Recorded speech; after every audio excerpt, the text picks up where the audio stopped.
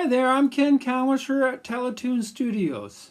In 1973, when I was in grade 8, a movie came out called The Sting. Reintroduced to the world the music of ragtime and of Scott Joplin.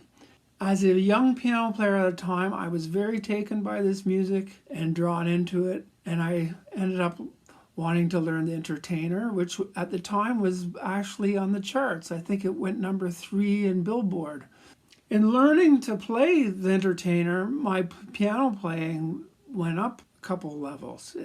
I also started to notice somehow chords worked with each other, chord voicings, and noticing how bass lines and using different inversions in bass lines. I was first starting to notice stuff like that. Probably one of the big things that attracted me to ragtime was the syncopation, because ragtime is full of syncopation. Most of syncopation happens with your right hand.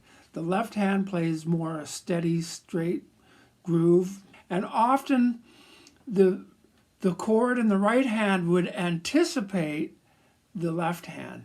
When you play a syncopation, if you're playing steady, your hands are going together at the same. But if you're doing a syncopation, the offbeat just means you're going to alternate your hands like this. The right hand is going with and against, so that's where a lot of the rhythmic interest happens, is between the right hand syncopation against the left hand playing straight. So anyone interested in learning to play ragtime, a great resource is a series of exercises that Scott Joplin wrote called The School of Ragtime. It's interesting to partly because of the comments he leaves. The comments are quite entertaining to read and get a sense of who the man was. He also talks about the importance of tempo, and that's very important. Ragtime's not to be played too fast, and he emphasizes this over and over. It's actually maybe thought of as a slow marching tempo. Remember, at this time, marching bands were a big part of the music vocabulary, and I think a lot of ragtime comes from the music of marching bands. Well, the first exercise in School of Ragtime shows off many of the elements that happen constantly in Scott Joplin rags. The first one you'll notice is anticipation. The first note's an anticipation, and it happens on the 16th, the last 1E and a 1. 2E and again, there's another anticipation, the G, which is part of the C chord that comes after it in the left hand. So you start with the right hand, anticipate, anticipate. Another thing that happens a lot is the use of octaves. He uses octaves to accent things a lot. So here's the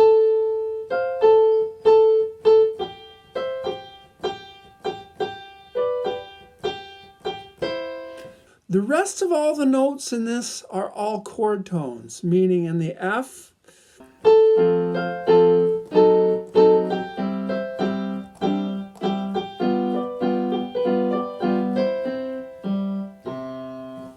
okay, now let's look at Scott Joplin's most famous piece, Maple Leaf Rag. First of all, it starts with the left hand with a bass pickup playing the 5 to the 1.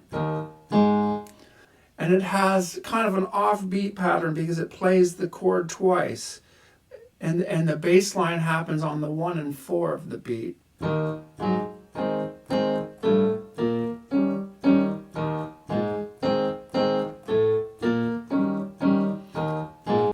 In the right hand, you will notice that all the notes in this are chord tones, except for the last note. But the last note's an anticipation into the next chord.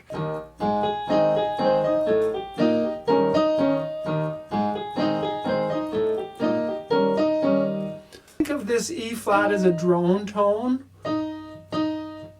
because it keeps on playing the same note over and over.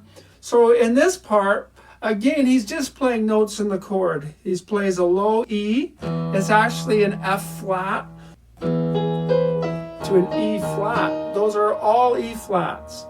And you'll notice with the syncopation, when it's on, off, you're just alternating left, right, left, right. And then the next two bars, he does something that Scott Joplin uses over and over, and that's repeated phrases in different octaves. It's basically he's playing the low A flat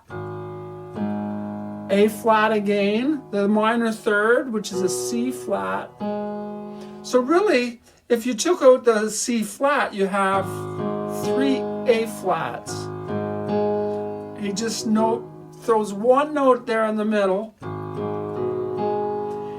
So you will see that that same lick happens 4 times in each octave.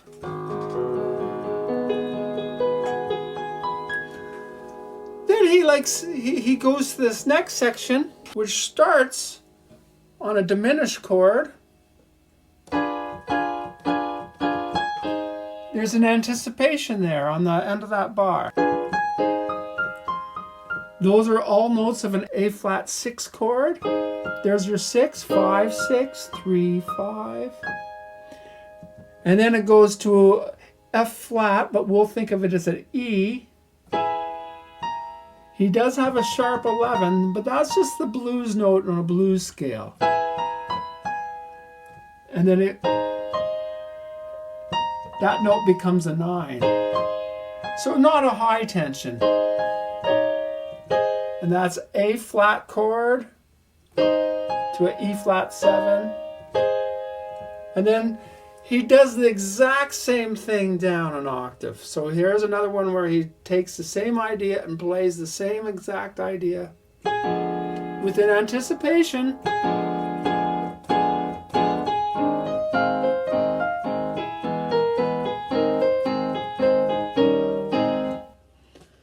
So there's some Joplisms for you. In the right hand, you will see that he's accenting a line using the octaves. And what he's doing, he has a descending chromatic line. It almost makes its own melody on its own.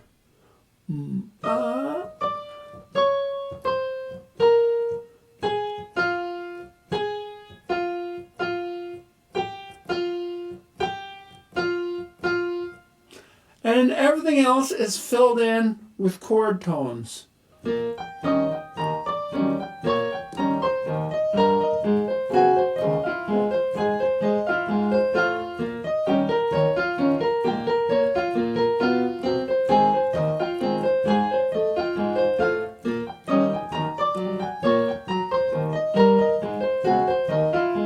Then all octaves. So that's in 4 different octaves. He loves octaves. And then we have a straight F major chord. That's all the melody is. It just starts on a syncopation. It starts on an upbeat. And then he does a B flat minor. And then he'll play it's a B flat 9 chord. So together, then syncopated, and again this will be alternating. This is an E flat 7 chord, then the A flat. So that's some more Scott Joplin tricks for you. So another trait in a Scott Joplin ragtime that happens a lot are intros. He often likes intros, and again he likes to use octaves, playing the same thing in 2 hands in octaves. There's the magnetic rag.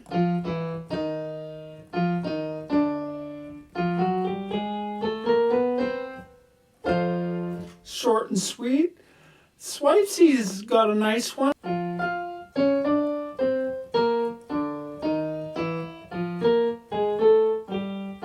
You have this nice.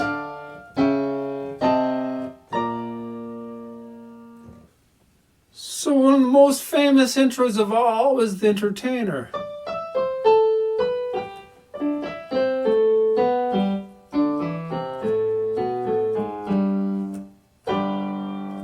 Another element that Scott Joplin used that The Entertainer is a good example of is a way of thickening octaves. And how he liked to thicken his octaves was often to add a third. So instead of playing, he'd add the third.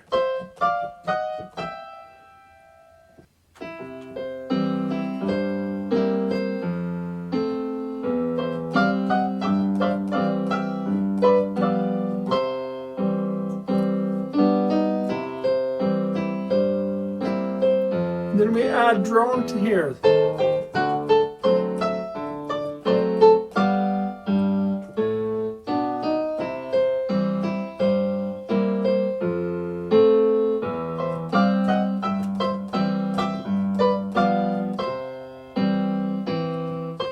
Single octaves, thickening it.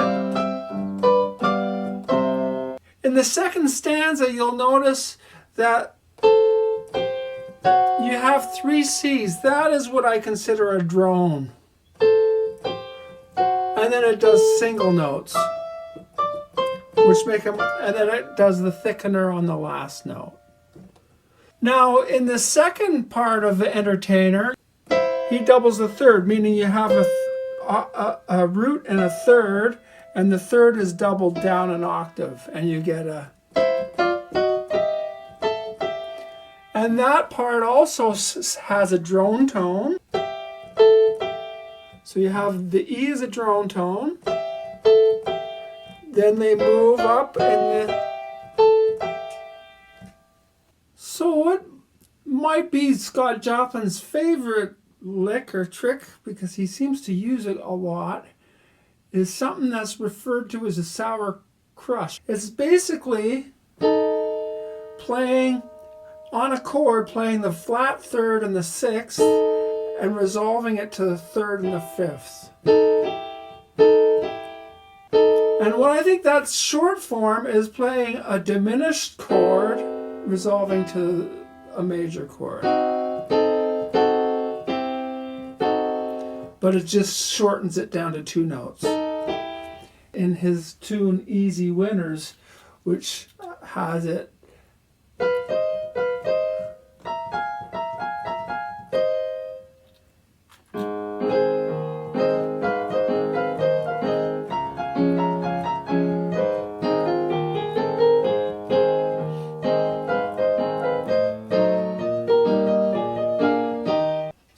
look at the tune Magnetic Rag, because it has a lot of the things we've been talking about to demonstrate them. First of all, it has one of those intros.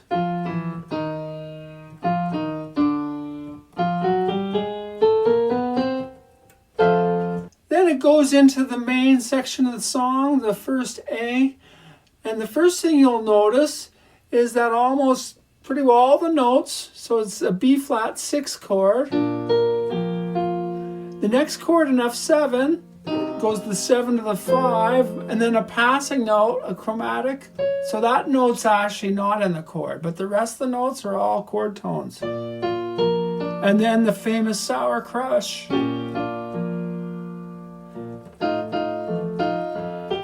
That's root and 7, and third and 5. And the pivot note is a G, so on the F that's a 9, and then it's a 6 on the B flat.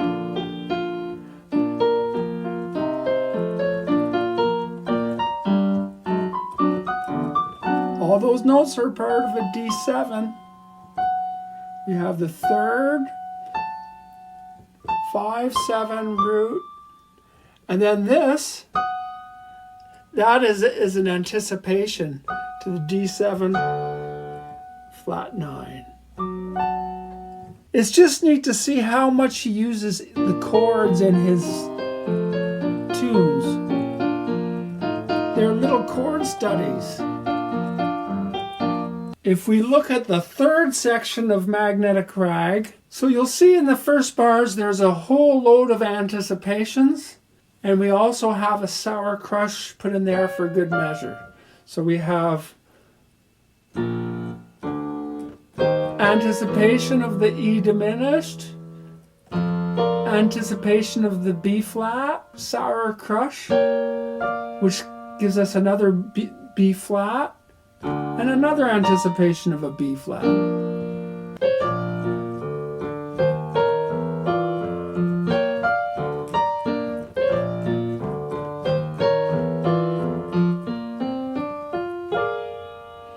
And then the next section is his old trick of repeating the same thing.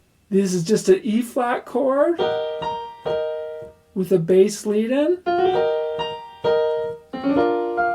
That's a B flat chord, then it plays the same thing down the octave. E flat. All together you get.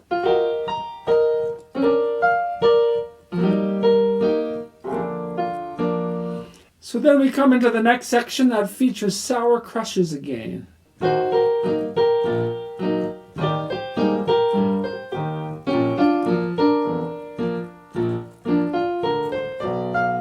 And the ending of Magnetic Rag has one of those classic voice leading cliche endings.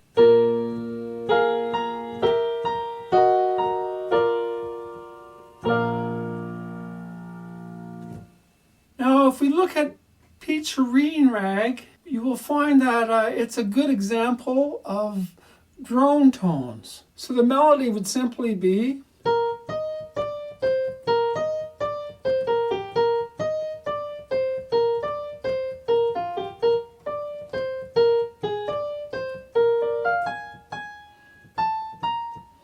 add in the drone tones, they just add a thickening agent.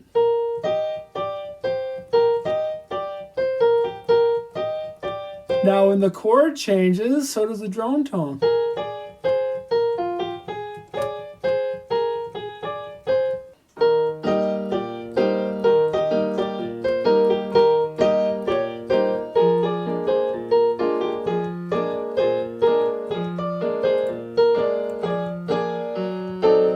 Sometimes what I like to do to practice the left hand is just to take a line from Scott Joplin. If we take the Maple Leaf Rag, if I take the left hand,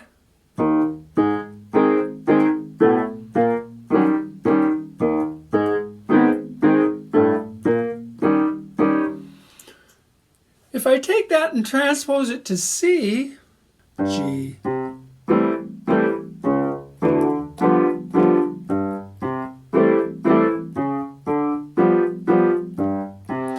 and then you can take that and fool around a bit with the right hand.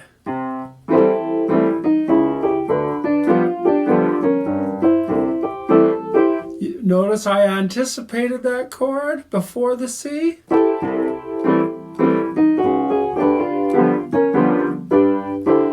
And I like to do that. That's my diminished to major. Or you can... So I try to keep some of the same ideas that I was talking about.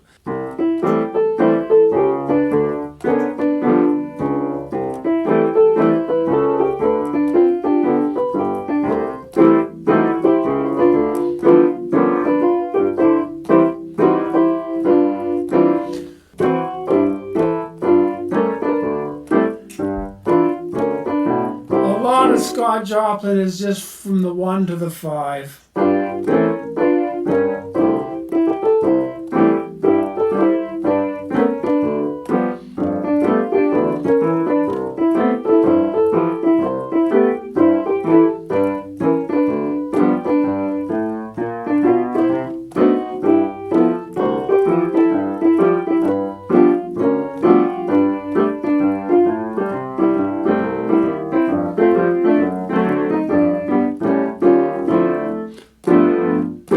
So I added a couple more chords there, but you can do a lot taking the style of Scott Joplin and just making it a bit of your own. I find all this analyzing, all it does is it's kind of like taking a music lesson with one of your heroes, because it's all there just to look at and study, and then once you figure something out, you start to notice tendencies that happen over and over, and then you can take those tendencies and understand them and use them as your own. So as you can see by looking at these different Joplin pieces, you can see how all these devices that he brings to his writing can be very useful and deals very well with chords, learning how to go from one chord to the next because you're always playing within the voicings. There's a lot to be learned if you look beyond just reading how to play the notes, if you kind of look at deeper what chords you're playing. And